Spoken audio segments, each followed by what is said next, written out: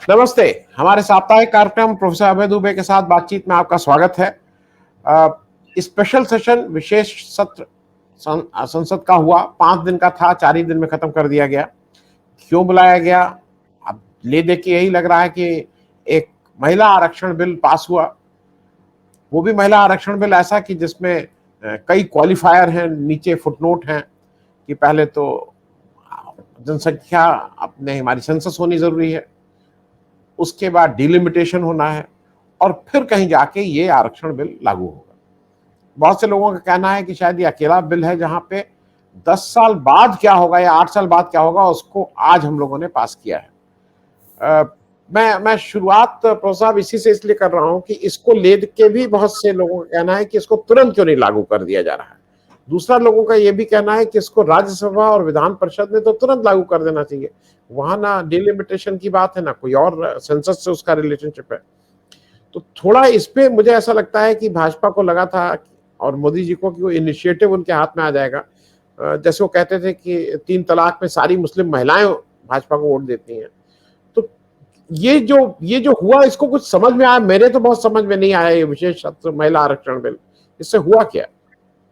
देखिए, ये प्रस्ताव बहुत आकर्षक लगता है कि इस कानून को फौरन लागू कर दिया जाए और 1/3 सीटें जो अभी मौजूदा 546 सीटें हैं उसमें महिलाओं के लिए आरक्षित कर ली जाए। अगर मुझसे कहा जाए कि अगर ये इच्छा मेरी भी है तो मैं कहूंगा हाँ, मेरी भी ये इच्छा है।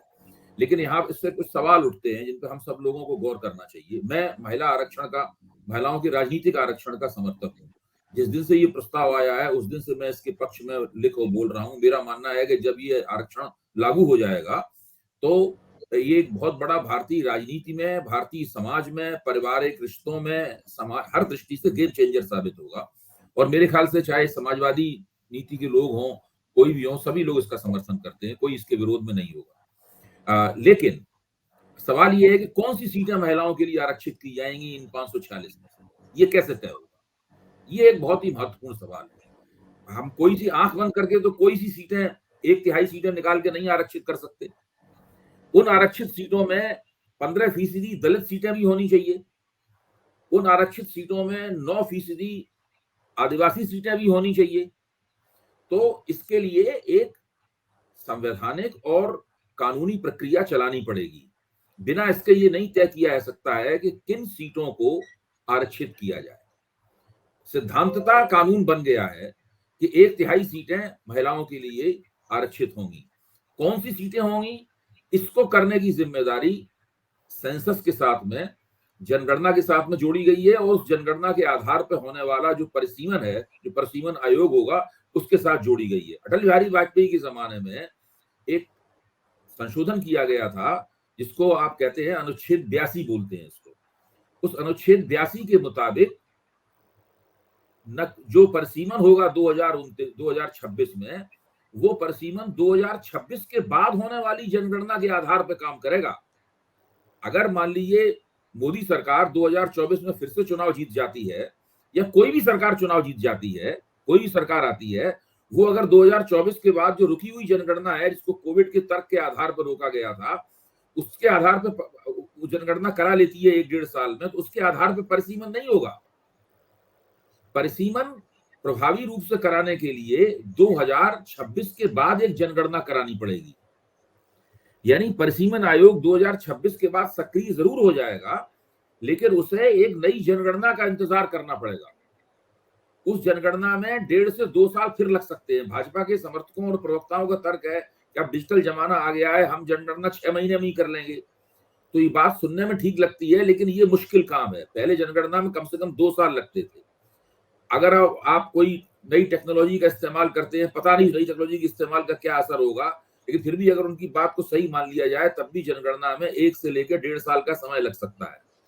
यानी कि 2027 और 28 के बीच में ही परिसीमन आयोग अपना काम शुरू कर पाएगा।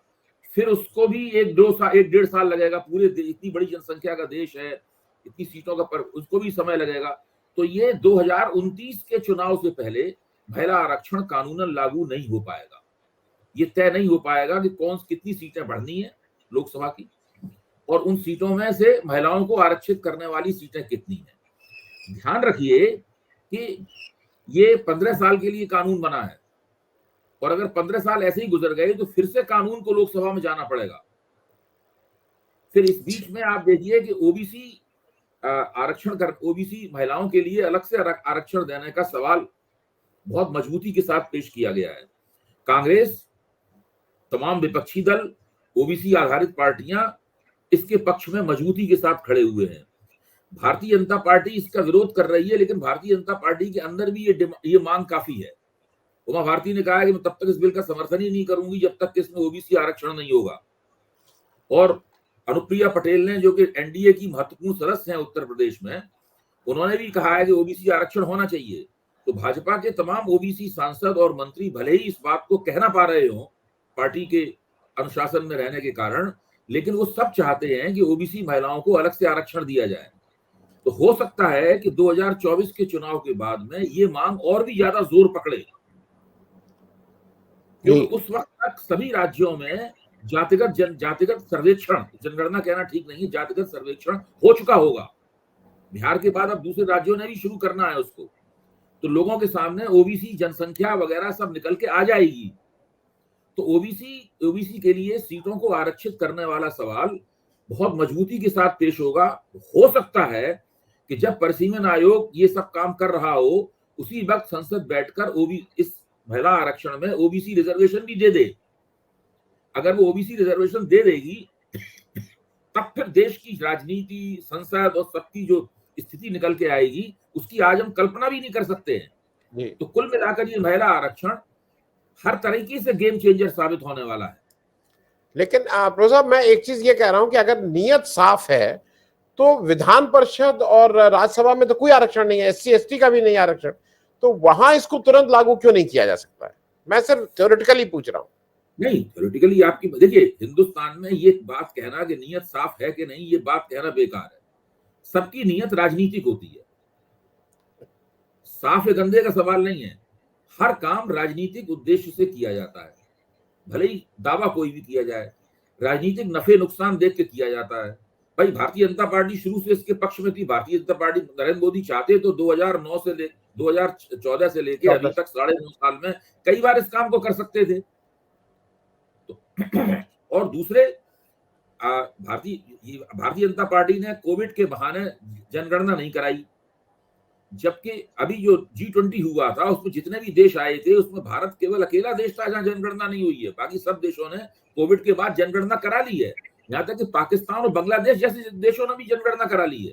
चीन ने करा दी, चीन ने, जहां से नहीं, चीन तो तानाशाही है, वो तो कोई भी काम कभी भी करवा सकते हैं, वो अलग बात है। लेकिन आप देखिए ना, बांग्लादेश में भी जनगणना हो गई है। छोटे देश है, इनके पास संसाधनों की कमी है, टेक्नोलॉजी की कमी है। भारत तो उनसे बहुत आगे और बहुत बड़ा और बहुत प्रभावी देश है, लेकिन इन्होंने जनगणना नहीं कराई। क्यों नहीं कराई? ताज्जुब होता है सोचकर। जनगणना कराने से सरकार को फायदे होते हैं। आप सरकार को अपना जो राजनीतिक गेम है वो बनाने में भी उसके फायदे होते हैं। फिर भी सरकार ने जनगणना नहीं कराई। अभी सरकार कहती है कि 2024 के बाद जनगणना शुरू करेगी। या तो अब ये 2024 के बाद भी जनगणना नहीं करेगी, वो सीधे 2026 के बाद ही जनगणना करेगी। आप सोचिए इससे कितना बड़ा देश को नुकसान होगा नीति निर्माण के संबंध में। तो सबकी नियत राजनीतिक है। जो लोग, कांग्रेस आज कह रही है कि भाई इसमें ओबीसी आरक्षण होना चाहिए, जब कांग्रेस ने पास कराया था राज्यसभा में ये बिल, तो कांग्रेस तो ओबीसी आरक्षण नहीं लाई थी उसके अंदर। तब कांग्रेस ने इस मांग को मानने से इनकार कर दिया था। अगर कांग्रेस इस मांग को उसी वक्त मान लेती तो वो लोकसभा में भी पेश कर सकती थी। आपको ध्यान कीजिए, अगर कांग्रेस उसी वक्त इस मांग को मान लेती तो लोकसभा में लालू यादव की पार्टी, मुलायम सिंह यादव की पार्टी और अन्य ओबीसी आधारित पार्टियां जो बिल फाड़ने के और महिला आरक्षण के लिए अपशब्द बोलने की मूड में थे उन दिनों, तो उसी वक्त ये बिल वहां पे पारित हो जाता और आज ये नौबत ही नहीं आती। तो ये सब लोग राजनीतिक नफे नुकसान। आज ओबीसी का महत्व सबको दिखाई पड़ रहा है। आज स्त्री वोटों का महत्व तब से दिखाई पड़ रहा है। पिछले 10 साल में स्त्री वोटरों ने एक नया दबदबा कायम किया है चुनावी प्रक्रिया के ऊपर। तो इसके लिए सभी बातें हो रही हैं। जी प्रो साहब, एक चीज और हुआ है जो आप बात कहे, मैंने भी वो देखा। कल या परसों की प्रेस कॉन्फ्रेंस में राहुल गांधी ने ये कहा कि वो गलती हुई थी, 2010 में हम लोगों से गलती हुई थी और हम लोगों को ओबीसी आरक्षण देना चाहिए था। वो कम से कम सार्वजनिक रूप से उन्होंने ये बात एज अ नेता तो स्वीकार की। लेकिन साथ में वो एक बड़ा मुद्दा जातिगत जनगणना को बिल्कुल वो मतलब उसको इलेक्शन मुद्दा बनाने के पूरे मूड में दिखाई दे रहे हैं, क्योंकि जब वो कह रहे हैं कि 90 सेक्रेटरी में 3 ओबीसी हैं, 5% बजट करते हैं, तो वो साफ दिख रहा है कि उसको वो मुद्दा बनाने का उसमें है। और ऐसा लग भी रहा है, जितना हम और आप अपने आसपास बात कर रहे हैं, कि ये एक सेंसिटिव मुद्दा है जिसको ओबीसी मतलब इस पे नो कॉम्प्रोमाइज टाइप है। उसको लगता है कि नहीं, जाति जनगणना होनी चाहिए, कम से कम हमें हमारी भागीदारी मिलनी चाहिए। इस तरह का एक एक देखिए, चीज डेवलप कांग्रेस हो रही का है। फोकस निश्चित रूप से ओबीसी वोटों के ऊपर है। कांग्रेस ने देखा है कि कर्नाटक चुनाव जीतने में ओबीसी वोटरों ने उनकी बहुत मदद की, और उत्तर प्रदेश और बिहार को अगर छोड़ दिया जाए तो बाकी जगहों पर ओबीसी वोटर कोई कांग्रेस के खिलाफ नहीं है। बाकी जगह ओबीसी वोटर कांग्रेस को हमदर्दी से देखते हैं। उत्तर प्रदेश और बिहार में भी कांग्रेस का गठजोड़ अगर है और होता है तो वो ओबीसी आधारित पार्टियों से ही होता है। आप देखिए, उत्तर जी प्रदेश में भी समाजवादी पार्टी के साथ वो एक बार अलायंस बना चुके हैं। बिहार में तो पहले से ही वो नीतीश कुमार और लालू यादव के साथ में एक बड़े मजबूत अलायंस में है। तो कांग्रेस ओबीसी वोट जो 60 के दशक में उसने खोने शुरू किए थे, उसकी वापसी की कोशिश कर रही है, और ये कोशिश तभी होगी जबकि उनके रवैये में काफी निरंतरता होगी, जी काफी कंसिस्टेंसी होगी उनके रवैये में। एक दिन में नहीं जी ओबीसी वोट वापस आएगा। जी जी अगर जी कांग्रेस लगातार कोशिश करती रहेगी तो भविष्य में कुछ ओबीसी वोट उसकी तरफ हमदर्दी के साथ में उन इलाकों में भी देख सकता है जहां वो अब दूसरे उसको वोट नहीं देता है। जी तो जी ये कांग्रेस की एक दूरगामी लिहाज से उठाई गई रणनीति है। तो ये देखिए इसका क्या नतीजा निकलता है। जी लेकिन मैं ये मानता हूं कि ये जो जातिगत जनगणना है, ये मांग उठाने से ओबीसी वोटों में आपका फौरी तौर पर कोई इजाफा नहीं होगा, लेकिन दूरगामी तौर पर आप इस मुद्दे के साथ जुड़े रहेंगे तो आपकी बेहतरी होगी। ठीक है। मैं अब प्रोफेसर साहब, मैं शुरू उसी से कर सकता था, लेकिन मुझे लगा कि ये जो दानिश अली जी ने जो काम किया परसों लोकसभा में, जिस तरह की गाली गलौज की, माफ दानिश अली कीजिएगा, नहीं नहीं, दानिश अली को रमेश बिधूड़ी साहब ने जिस तरह की गाली गलौज की, और वो व्यक्ति को नहीं दी, उन्होंने एक पूरे उस एक समुदाय विशेष को उन्होंने उस पे निशाना बनाया। और दानिश अली भाई बाद में वो बहुत जैसे रुआसे कह लीजिए या भावुक भी हो गए थे कई जगह उन्होंने, और सभी ने इसकी भर्त्सना की।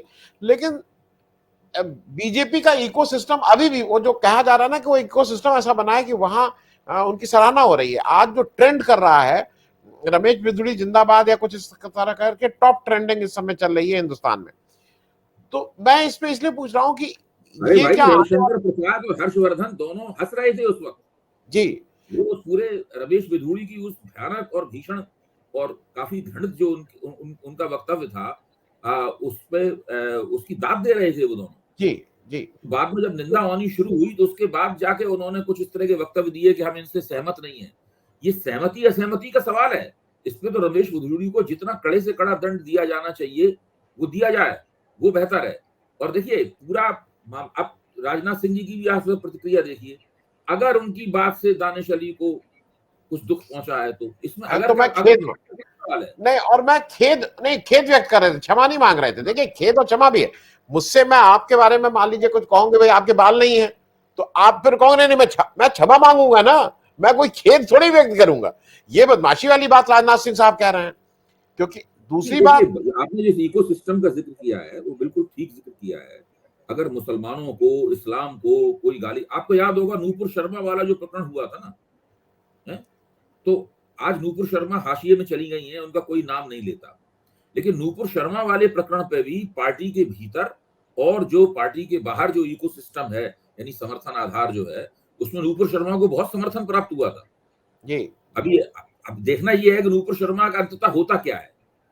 जी देखना यह है कि जो बीजेपी के दिल्ली स्थित प्रवक्ता थे, जो पत्रकार भी रह चुके थे, उनका दरअसल होता क्या है। अभी तक तो पूरी तरह से पृष्ठभूमि में चले गए हैं।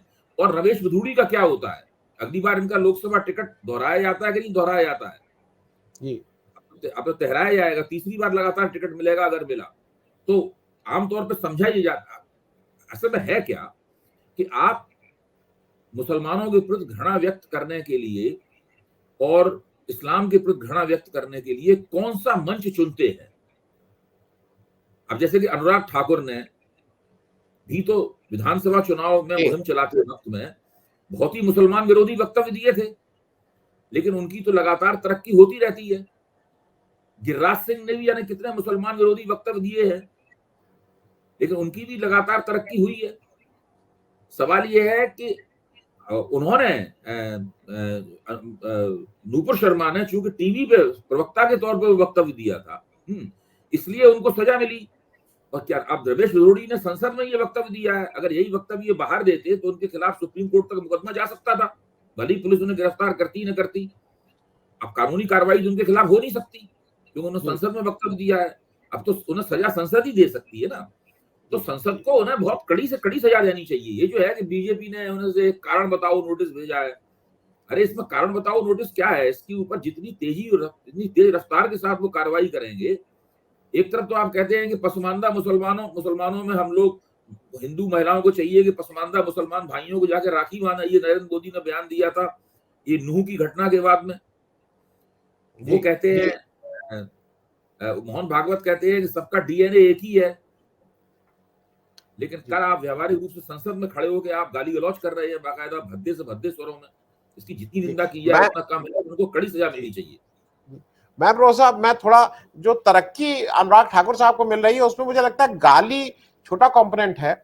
वो जिस तरह से बीसीसीआई में जय शाह साहब को ला रहे हैं वो तरक्की का एक बड़ा कारण, मुझे मेरी समझ में वो ज्यादा बड़ा कारण है बनस्पत गाली। गाली भी है, वो एडेड क्वालिफिकेशन नहीं होती कि आप बास्केटबॉल के साथ स्विमिंग भी कर लेते हैं तो, लेकिन मुख्य उनका जय शाह साहब को बीसीसीआई में ठीक से स्थापित करना मेरे हिसाब से है। मैं एक चीज और कहूंगा, ये मुख्तार अब्बास नकवी, मैं सुबह उनका ट्वीट थे कि मुझे हैरानी है, भाई तुम चुप रहते। वो कह रहे हैं कि दानिश अली को टारगेट करके कह रहे हैं अगर कांग्रेस में जाने के लिए इतनी बड़ी नौटंकी करने की क्या जरूरत थी? तो उस नौटंकी के क्या पार्ट एक रमेश बिधूड़ी भी थे, उनका भी कुछ कांग्रेस से सांठगांठ थी कि बिधूड़ी साहब जो है वो जब वक्तव्य देते हैं तो उसमें काफी तुकबंदी होती है उनके वक्तव्य में, तो उनके वक्तव्य काफी आकर्षक हो जाते हैं। इस मामले में उन्हें महारत हासिल है, लेकिन आजकल वो राजनीतिक बियाबान में पड़े हुए, उनको मंत्रिमंडल से निकाल दिया गया है। और क्योंकि वो भाजपा के आला कमान का मानना था कि इतने दिनों तक इस व्यक्ति को प्रमुखता दी गई, ये तो जहां पे जो इसका क्षेत्र है वहां पे इनके घर के पास का जो पोलिंग बूथ है वहां भी भाजपा को वोट नहीं मिलते, तो इसलिए उनको अब पीछे भेज दिया गया है। तो वो कोशिश कर रहे हैं आगे आने की, जब तक वो इस प्रकार के भीषण वक्तव्यों के लिए पेशबंदी नहीं करेंगे तब तक उन्हें भाजपा नेतृत्व के लिए दोबारा वो आकर्षण के पात्र कैसे बनेंगे? जी रोजा, मैं एक चीज और इस पे आज हम लोग बात कर लें। एक दो चीजें भारत की विदेश नीति के हिसाब से और भारत के राष्ट्र के हिसाब से मेरे हिसाब से बहुत चिंताजनक है। एक, चीन ने जो हमारा वहां पे एशियाड हो रहा है, चीन होस्ट कर रहा है, जो हमारा भारतीय दल गया है उसमें जो अरुणाचल के खिलाड़ी हैं 2-3, उनको एक्रेडिटेशन देने से मना कर दिया है और ये एक बड़ी बात है। अब इसके विरोध में अनुराग ठाकुर जी कह रहे हैं कि मुझे बहुत गुस्सा हूं मैं और इस गुस्से में मैं चीन घूमने नहीं जाऊंगा।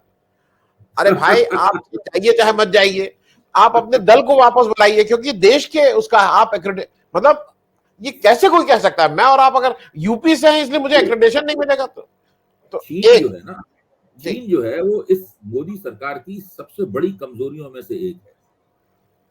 ये विपक्ष की राजनीति का दुर्भाग्य है कि इस कमजोरी का विपक्ष ने अभी तक दोहन नहीं कर पाया है। वो गाहे बगाहे ये सवाल उठाता है, लेकिन विपक्ष इस कमजोरी का दोहन करता तो आज वो मोदी सरकार के खिलाफ काफी बड़ी सीख खड़ी कर सकता था। लेकिन विपक्ष क्यों नहीं कर पाता है? वो केवल सवाल उठा के ही रह जाता है, लेकिन इस पर कोई गोलबंदी नहीं कर पाता है। देखिए, चीन एक ऐसी चट्टान है जिसके नीचे भारत की मोदी सरकार की विदेश नीति का हाथ दबा हुआ है, और ये लोग बहुत दिनों से डोकलाम की घटना के बाद से ही लगातार कोशिश कर रहे हैं कि किसी तरह सुरक्षित होकर उसका हाथ अपने बाहर निकाल लें, लेकिन ये हाथ नहीं निकाल पा रहे हैं। चीन तो अरुणाचल प्रदेश को बाकायदा अपने नक्शे में दिखाता है, और वहां उसने इतना बड़ा इंफ्रास्ट्रक्चर तैयार कर दिया है चीन ने, जिसके बारे में अभी देश की जनता को पता ही नहीं है। मैं इस मसले पे जो विशेषज्ञों के लेख आते हैं उनको मैं बहुत ध्यान से पढ़ता हूँ, वो लोग भी सब बताते हैं, सिर्फ वो अंग्रेजी में लेख होते हैं, ज्यादातर हिंदी अखबार तो छापते नहीं है।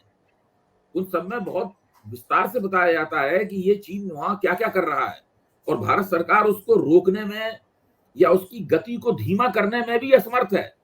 भारत सरकार का इसके ऊपर कोई बस नहीं है, सिवाय इसके कि टीवी पे आप कलाबाजियां खाते रहें और बहुत बड़ी बड़ी आप डींगे मारते रहें कि हम ऐसा कर देंगे, हम वैसा कर देंगे, हमने चीन को ये जवाब दे दिया, हमने तानाशाह को, जो टीवी पे होता है आप जानते ही हैं। ये सब करने के अलावा ये लोग कुछ भी नहीं कर सकते हैं। चीन जो मन में आया वो कर रहा है। यहां तक कि इस तरह की अपुष्ट खबरें आती हैं कि हो सकता है कि चीन जल्दी ही भारत के पूरे इलाके को कब्जा करके अपने मिला ले, वो कहने लगेगा अब आप जाइए यहाँ से, अब आप कुछ नहीं है। जैसे जैसे पाक ऑक्युपाइड कश्मीर का हाल हुआ है, वैसा ही हाल वहां पे चीन ऑक्युपाइड एक इलाका बन जाएगा। ये कब होगा, कैसे होगा, मैं ये नहीं जानता हूँ। बिल्कुल अपुष्ट किस्म की खबरें हैं, लेकिन इस तरह की खबरें भी पूरे इकोसिस्टम में, विदेश नीति संबंधित इकोसिस्टम है, उसमें घूमती रहती हैं। जी, मैं नहीं, और दूसरा प्रोफेसर साहब, वो उस पर भी एक चर्चा हो जानी चाहिए जो कनाडा के साथ हो रहा है। कनाडा के ट्रूडो यहाँ आए, और जैसा अब मतलब सूत्रों से और सब जगह से हो रहा है कि जब ये यहाँ आए तो मोदी जी की तरफ से आग्रह ये था कि आप जरा खालिस्तान पे जरूर बोलिए और कुछ निज्जर को लेके। तो उन्होंने कहा कि भाई वो हमारा इंटरनल मामला है, वो हमारा नागरिक था, हमारा यहाँ सिस्टम ठीक है, अगर कोई कानून का उल्लंघन करेगा तो उसको कोर्ट सजा देगा, और हम हर एक नागरिक का, हम इस तरह का बात नहीं करेंगे। इसी से गुस्सा हुए ये वहां पे जाके इनको जो 5 दिन यहाँ ट्रूडो रहे थे, और जैसा कहा जा रहा है जो आधिकारिक रूप से उनका होटल ललित में कक्ष था जो इंडियन गवर्नमेंट ने तैयार किया था, वो उसको छोड़ के रात में सोने के लिए अपने दूसरे कमरे में जाते थे। उनको ये शक था कि कहीं यहाँ कुछ बक किया गया होगा।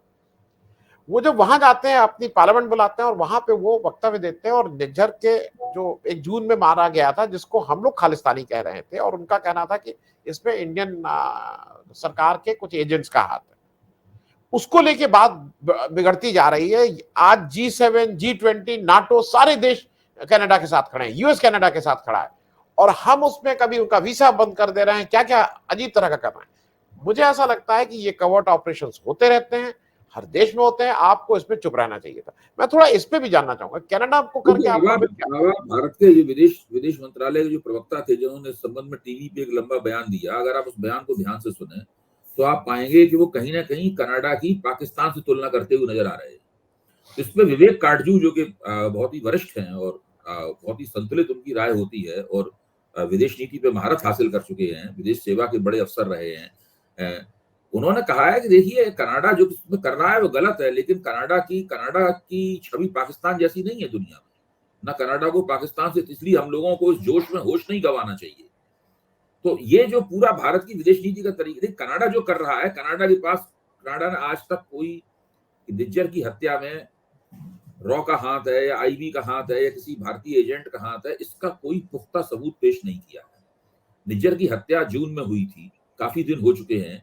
इस बीच में कनाडा की जांच एजेंसियां चाहती तो अगर कोई पुख्ता सबूत होता तो वो सामने रख सकती थी।